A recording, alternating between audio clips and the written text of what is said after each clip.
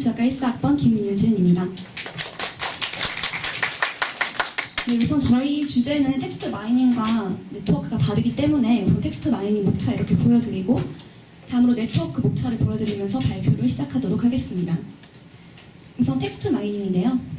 모두 이태인과 예원 사건 다들 아시나요? 방송 촬영 중 두 연예인 간의 다툼이 기사화되면서 네티즌들의 큰 관심을 받았던 사건인데요. 저희는 이 사건의 기사 리플의 텍스트 마이닝을 통해 한국 네티즌의 성향을 분석하고자 하였습니다. 저희가 수집해야 하는 데이터는 이렇게 나누어지는데요. 우선 첫 번째로 3월 3일 이태임 욕설 파문 기사가 처음 뜬 시점으로 시작해서 이태임의 해명이 올라온 후, 그리고 세 번째로는 실제 상황이 담긴 동영상이 유출된 후로 수집할 데이터를 분석화해서 나눠보았습니다. 저희는 네이버와 다음에서 각각 사건의 관련 조회수 탑 기사 15개의 리뷰를 총 45개의 기사의 공감수 상위 댓글 200개씩을 해서 총 9,000개의 댓글을 분석하였습니다. 네, 우선 욕설 파문에 대한 기사 리플 중 상위 10개 이렇게 보여드리고요. 저희는 지금부터 이 단어들에 대해 심도 있는 분석을 해보려고 합니다. 우선 첫 번째로 욕이라는 단어가 등장했는데요. 이것은 이태임의 욕설을 뜻하며 또 여배우의 욕설이 사람들의 관심을 많이 끌었음을 저희는 유출할 수 있었습니다. 다음 단어로는 정글과 성격이 나오는데요. 이태임이 과거 출연했던 방송 정글의 법칙을 의미하는 단어로 정글이 나타났고, 또 지난 방송에서 나왔던 사건 언급으로 이태임의 이미지와 성격을 단편적으로 판단하는 네티즌들의 모습을 볼 수 있었습니다. 또 과거 성인 영화에 출연했다는 이유 하나만으로 이태임의 신체적 특정 부분에 대해서 성적으로 희롱하는 네티즌들을 볼 수 있었고, 또 여성들이 모이면 분란과 싸움을 일으킨다 라는 일반화의 오류의 선입견을 볼 수 있었습니다. 네, 다음으로는 이태임 해명 이후의 기사 리플 중 상위 10개의 단어 이렇게 보여드리겠고요. 네, 욕설은 여전히 높은 빈도수를 차지하면서 1위로 등장을 했지만 두 번째로는 반말이라는 새로운 단어가 등장을 하였습니다. 여기서 이태임이 처음에는 예원이 반말을 해서 욕을 했다라고 말을 하지만 두 번째 해명에서는 예원이 반말했다는 언급을 아예 삭제를 해버립니다. 이에 네티즌은 분노를 하면서 이태임이 분리해서 거짓말을 하고 말을 바꿨다라고 비난을 했고요. 반면에 사건의 진실을 알고자 하는 네티즌이 증가하였다는 것을 볼 수 있었습니다. 또 이태임의 해명글이 뜨기 전보다 제작진에 대한 네티즌의 불만이 증가하는 모습을 볼 수 있었는데요. 추운 겨울 이태임을 5시간 동안 잠수하게 만들고 또 출연 연예인 보호 없이 사건을 기사화하게 내버려 두었다는 제작진을 비난하는 댓글도 정말 많았습니다. 또 다음으로는 예원과 이태임이 상반된 주장을 펼치자 진실을 알기 위해 판단할 수 있게끔 동영상을 공개하라 라고 요구하는 네티즌들이 증가하는 것을 볼 수 있었고요. 또 일부 네티즌들은 생각하기에 예원이 제작진에게는 아부하는 모습을 보이는 반면에 언니인 이태원에게는 무시하는 경향을 보였다라고 하면서 예원이 여우과라면서 비난을 하기 시작했고, 또 이제 예원의 태도와 언행에 대해서 의심을 하기 시작하였습니다. 네, 다음으로는 동영상 유출 후의 기사 리플 중 상위 10개의 단어 이렇게 보여드리고요. 저희가 여기서 한 가지 알아낸 점은 욕이라는 단어가 세 사건 모두에 적용이 되면서 등장을 하지만 반면에 5위로 내려간 이 세 번째 사건의 욕이라는 단어는 과거와 달리 이태임이 했던 욕을 가리키는 것이 아니라 동영상 속에서 밝혀진 예원이 했던 욕설을 지칭하고 있다는 것을 알 수 있었습니다. 네, 우선 첫 번째로 사과라는 단어가 등장을 하였는데요. 이제 거짓말을 한 예원이 대중에게 사과할 것을 요구하는 네티즌들의 모습을 볼 수 있었고요. 이제 다음으로는 예원의 거짓말과 잘못된 언행을 지적하면서 예원이 출연할 우리 결혼했어요 라는 예능 프로그램에서 하차할 것을 요구하는 네티즌의 모습 또한 볼 수 있었습니다. 저희는 이제 종합적으로 변화 추이를 이렇게 간단하게 설명을 해드리고자 하는데요. 우선 처음 욕설 파문이 일어났을 때 이태임의 하차를 요구하면서 과거 행적과 인성을 폭력적으로 욕하는 네티즌들이 이제 클라라라는 또 다른 연예인을 언급을 하면서 이태임과 비교를 하고 또 성희롱적인 발언들을 일삼는 모습을 볼 수 있었고요. 다음 두 번째 사건에서 이태임의 해명 기사 이후에 예원이 반말을 했다는 새로운 사실에 대한 흥미도가 높아지면서 또 예원의 성격을 판단하고 욕하는 반응도 있었지만 여전히 이태임에게 제대로 된 사과를 요구하는 네티즌들을 볼 수 있었습니다. 또 마지막으로 세 번째 사건에서 동영상 유출 이후에 예원이 거짓된 행동을 했다고 비난하며 네티즌들은 예원에게 사과와 우결이라는 프로그램에서 하차할 것을 요구하였습니다.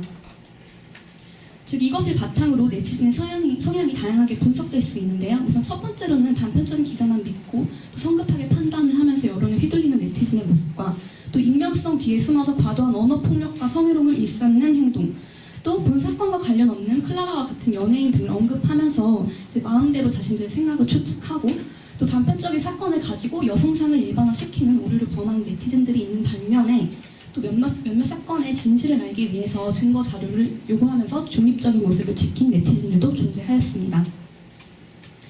네, 여러분, 닐 스트라우스가 이렇게 말을 하였는데요. 이제 인터넷이라는 매체를 대중이 처음 접했을 때 자유로운 의사소통과 교류 정보를 위해서 만들어진 장임에도 불구하고 이제 인터넷을 통해서 사람들은 탐욕적인 야망과 욕심을 드러냈다라고 말을 했습니다.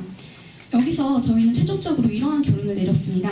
이제 상식을 지키고자 하는 소수의 네티즌들이 여전히 있지만 반면에 언론에 쉽게 휘둘리며 사건의 진실성을 따져보지 않고 익명성 뒤에 숨어 과도한 언어적 폭력과 성적 희롱을 서슴지 않는 경향을 보이는 네티즌들이 여전히 많다는 사실과 또 안타깝게도 많은 공인들이 현저히 온라인의 익명성의 피해를 보고 있다는 것을 계속 지켜볼 수 있었습니다. 네, 다음으로 저희 네트워크 분석에 대해 넘어가도록 하겠습니다. 여러분, 전자대리점에 가서 전자제품을 구입할 때 사람들이 가장 많이 하는 질문이 무엇인지 혹시 아시나요? 바로 요즘 뭐가 제일 잘 팔려요? 라는 질문입니다. 이제 이런 질문이 네트워크 효과의 위력을 단적으로 보여주는데요. 사회적 동물인 사람은 주위 사람들이 무엇을 하는지 항상 촉각을 곤두세우고 또 상호 영향을 주고받는다고 합니다. 즉, 나의 주변 환경과 사람들의 행동 및 생각이 나의 소비력에 영향을 끼친다라는 건데요. 그래서 저희는 네트워크 효과를 이용한 마케팅 전략에 대해 알아보고자 하였습니다. 저희는 이제 아주대학교 문화콘텐츠학과 1사와 1호 학번 사이의 네트워크를 분석하여 대학생을 대상으로 한 마케팅 전략을 제시하고자 하였는데요. 우선 데이터 범위는 이렇게 문화콘텐츠학과 1사와 1호 학번 총 59명을 대상으로 맛집, 토익, 영화에 대해 함께하고 싶은 사람 3명을 선정하는 설문조사를 저희가 진행을 하였습니다. 이제 여기서 저희는 이 질문 3가지를 선정한 이유는 대학생들이 포괄적으로 관심을 갖고 있는 가장 대표적인 3가지 분야라고 생각을 했기 때문에 이렇게 설문조사를 진행을 하였고요. 설문조사 후에 저희가 네트워크 분석을 결과해본 결과 이제 맛집에 가고 싶은 사람은 허브 김은지, 링커 이주연, 센터 조영치가 맹소정이 나왔고요. 다음으로 토익 학원을 함께 다니고 싶은 사람은 허브로 김혜지, 링커도 김혜지, 또 센터로는 맹소정 하구가 나왔습니다. 또 다음으로는 영화 추천에 대한 조언을 받고 싶은 사람으로는 허브 유명진, 링커 이건우, 또 센터 박소희가 등장을 하였습니다.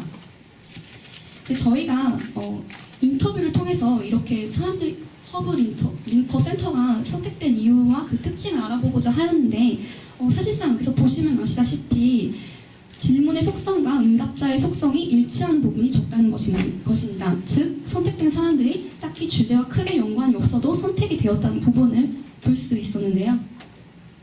이제 저희가 한 네트워크 분석 결과를 검증하기 위해서 실험을 한번 해보았습니다. 이제 저희가 울트라 페스티벌 자원봉사 참여 및 신청이라는 주제로 센터들에게 실험을 해보았는데요. 1사학번 조영치 학우와 맹소정 학우에게 이 소문을 퍼뜨리려고 해보았습니다. 이유는 저희가 페스티벌을 선택한 이유는 DOE를 듣는 문콘 친구들이 많기 때문에 저희가 비밀리에 실험을 진행하는 데 있어서 오차가 없길 바라며 이제 설문조사와는 관련 없는 대학생들의 관심 분야인 자원봉사와 축제로 선택을 하였습니다. 하지만 안타깝게도 저희는 이 실험을 실패하고 말았습니다. 저희가 그 실패 요인을 분석을 해보았는데 우선 처음으로 서로 간의 상호작용이 미비했다는 점입니다. 우선 지수아 학생이 조영치 학생에게 소문을 퍼뜨리려고 했었는데 이게 사실상 그래프상으로는 지수아 학생과 조영치 사이에 링크가 없다는 점을 저희가 간과하였고 또 두 번째로는 컨텐츠의 적합성, 대학생 소비자 타깃층으로 하는 컨텐츠임에도 불구하고 저희가 시험기간이 코앞이고 또 과제가 많다는 점을 간과하고 자원봉사에 참여를 하자라는 소문을 퍼뜨리고 말았고요.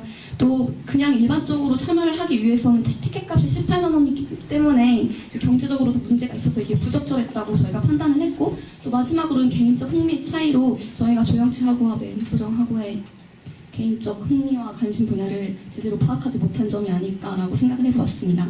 그래서 저희는 이렇게 대안 제시를 해보았는데요. 이런 실패 요소들을 어떻게 해결할까 생각을 해보았더니 이제 링크가 있는 노드를 공략하고 또 콘텐츠 시기가 대학생들이 한가로울 시간대로 하면서 합리적인 가격의 콘텐츠를 선정했어야 했고 또 소비자의 흥미와 관심 분야를 제대로 공략해야 했다는 점입니다. 그래서 저희가 제안한 대안을 바탕으로 바이럴 마케팅 경로를 이렇게 설정을 해보았는데요. 우선 처음으로 센터 조형체를 공략하면 김민희와 이건욱에게 확산이 되고요. 또 김민희를 통해 허브 김은지에게로 소문이 퍼지면서 이주연 링커에게 가고 1호학번과의 새로운 연결고리가 확산이 가능하다는 것입니다. 이러한 경로를 이용한다면 좀 더 효율적인 바이럴 마케팅이 이루어질 거라고 저희 팀은 그렇게 판단을 했습니다. 네, 이상 T조의 발표였습니다.